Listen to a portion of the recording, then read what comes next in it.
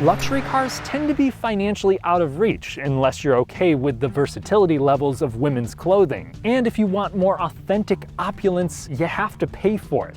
Or do you?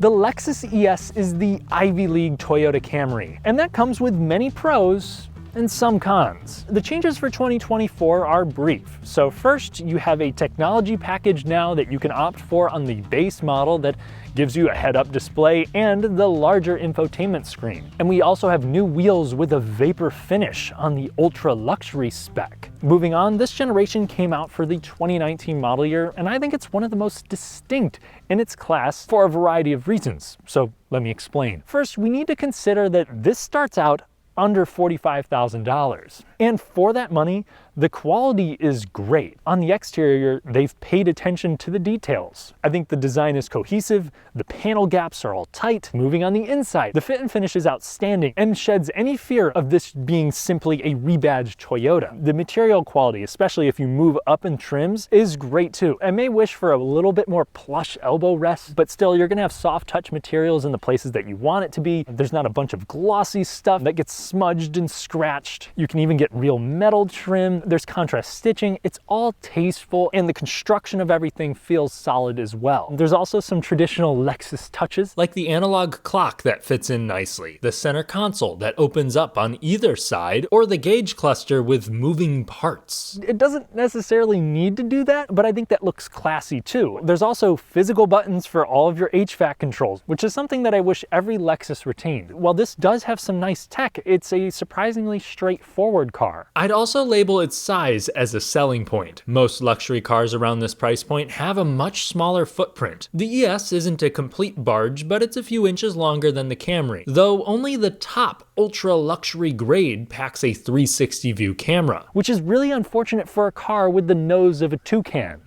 Or I guess beak, but it's still easy to drive and provides great interior space. I'm 6'3" and it's very easy for me to lounge in the front seat and still fit comfortably behind myself. That back seat will also have standard rear console vents, though I wish that they offered rear heated seats, which is surprising to me. And there's also no ability to fold down the back seat too, though the trunk itself is giant. It's very wide, it's reasonably tall, very long, and there's a tiny little ski pass through if you need a little bit more. And if you check underneath the floor, you'll find an actual spare tire.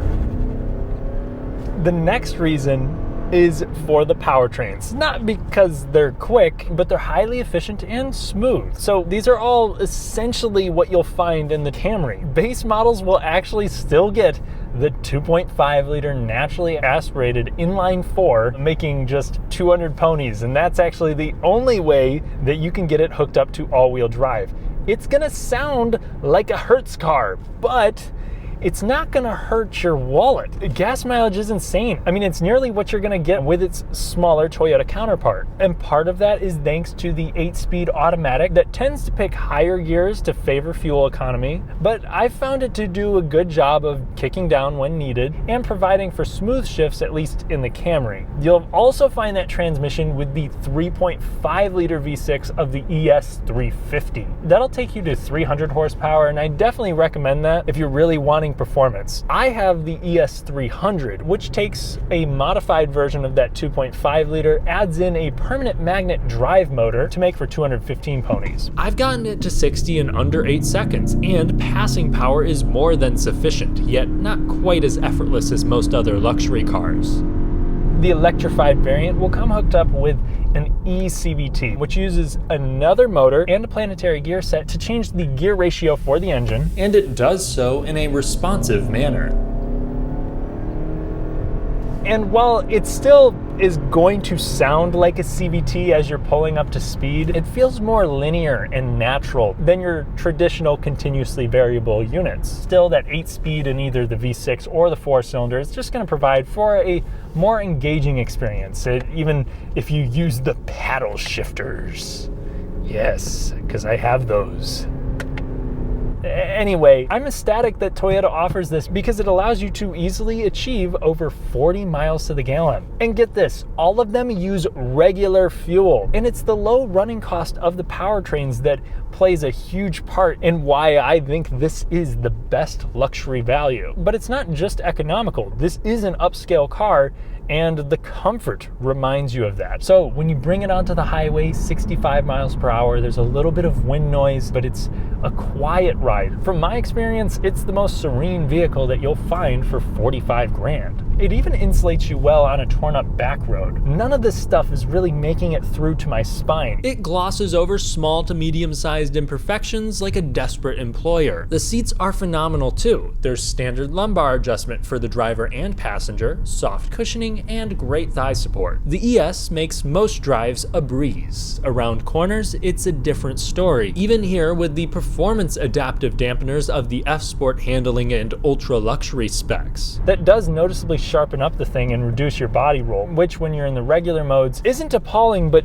easily noticeable. The only downside is that when you really hit larger potholes, I think the rear suspension could be better dampened. It can definitely unsettle the vehicle, especially if you're taking corners on a less than ideal road. It just doesn't feel as sure-footed as what I would like it to be. Honestly, I think the steering here is what you would want from a big luxury cruiser. It's numb, yet it's well-weighted and direct. It doesn't feel too floaty and overboosted like what I was fearing. And what makes Lexus stand out from most competitors is their reputation for longevity, and that is definitely present with the ES. This has been out since 2019. Initially, there was a fuel pump recall. We also had quite a few complaints with the older infotainment system. Some people reported some rattles, and others complained about poor transmission tuning with the ES350 upon launch. But overall owner satisfaction is high. I would have no problem recommending this to someone who highly prioritizes owning a trustworthy vehicle. The only thing I want to mention is that Lexus is going to have more expensive parts and maintenance than a Toyota. The last reason is the features you get for the money, really just the value overall. So there are quite a few trims and packages available here. It would be more entertaining for me to read the terms and conditions of a ceiling fan app than to go through all of those. So even on the most base models, you'll have wireless Apple CarPlay and Android Auto, the digital dashboard, proximity unlock, a sunroof, leatherette upholstery. But you can opt for things like the larger touchscreen, the head-up display, ventilated front seats, a heated steering wheel, higher quality materials. You have the sport packages, and it's pretty easy for you to get away with an ES for under $50,000, even if you select a few things. And despite its numerous features, the cabin has a simple layout, and the infotainment system follows suit with a stripped down interface, a quick response time, and crisp resolution too. On top of being a safe sedan with blind spot monitoring and autonomous braking, this also comes with adaptive cruise control and lane centering as standard. It's not the most up-to-date system, but most others in the class require you to pay extra. But not everything deserves praise, so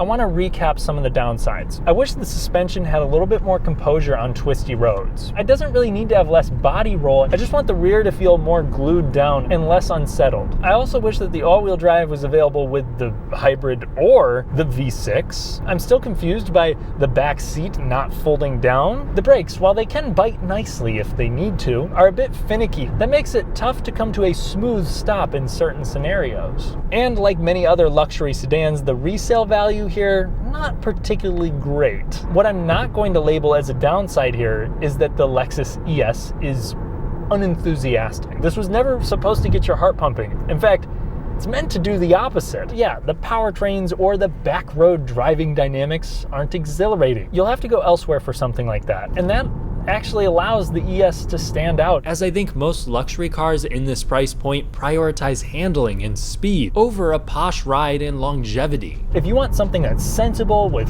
fresh tech, a reasonable price, and the smooth comfort of your grand pappy's old Buick Park Avenue, the ES is here for you, and it does it with a touch of swagger. Thanks for watching. If you enjoyed the video, then please leave a like and help me take on the relentless YouTube algorithm. Subscribe and hit the notification bell for more fun, detailed car content without fluff. Check out my Patreon for an additional podcast, and I'll catch you in the next one.